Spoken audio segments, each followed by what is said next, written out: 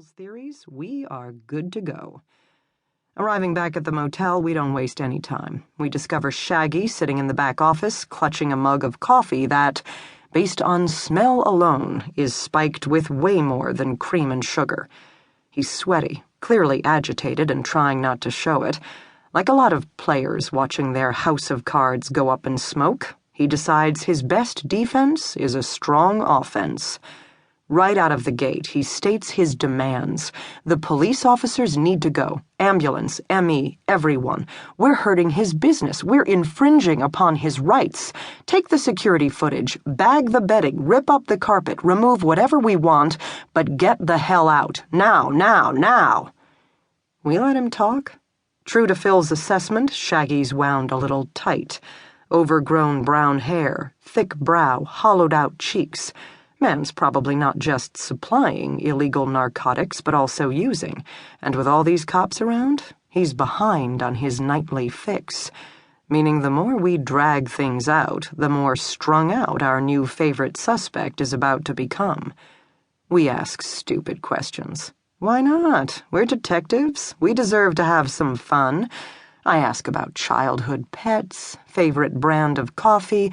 What does he think of Dancing with the Stars? And are Bostonians the worst drivers in the world, which has been my theory for a while, or are they truly worse in his homeland of Hungary?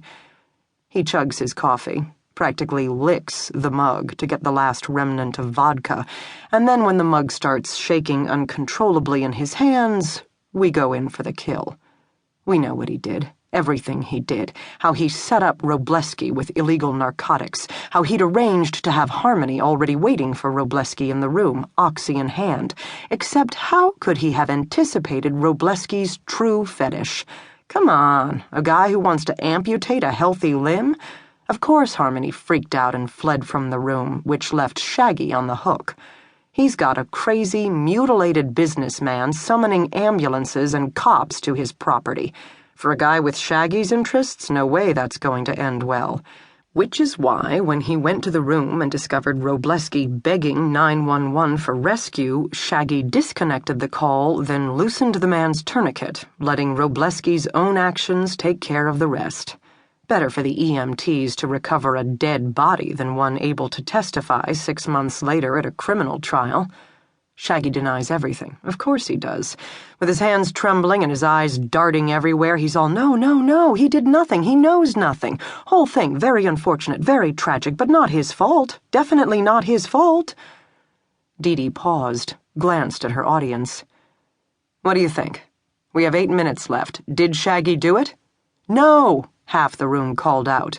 The other half remained silent, hedging their bets. Why? The video, an elderly woman in the back called out. If he'd entered the motel room as you described, you would have seen him on the security tape. We do have him entering once, then vomiting. Maybe he was very quick to grab the phone, loosen the tourniquet. Blood evidence, another person called out. On his shoes, but also there'd be a trail from the room to his office. Good point. If Shaggy had walked all the way to the bathroom, the soles of his shoes would have been covered in blood. Sure, he could have changed after the fact, but we'd still see bloody footprints leading from the motel room back to his office. Or, maybe realizing that issue, he could have removed his shoes altogether, except, of course, we'd see that on the videotape. A man walking with shoes in his hands. Basically, it turns out that Shaggy has a pretty decent alibi, the security footage. For that matter, we have a pretty good riddle. Because no matter how many times we watch the video feed, the chain of events remains clear.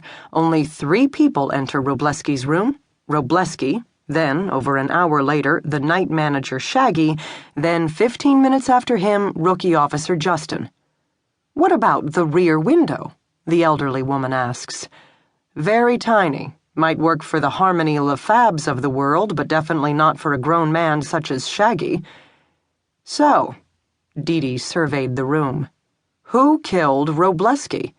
Who finished sawing off his leg, loosened his tourniquet, then grabbed his phone and wallet and fled? What about the EMTs? Someone called out. If Robleski reached 911 the way the girl said, where's the ambulance? The responding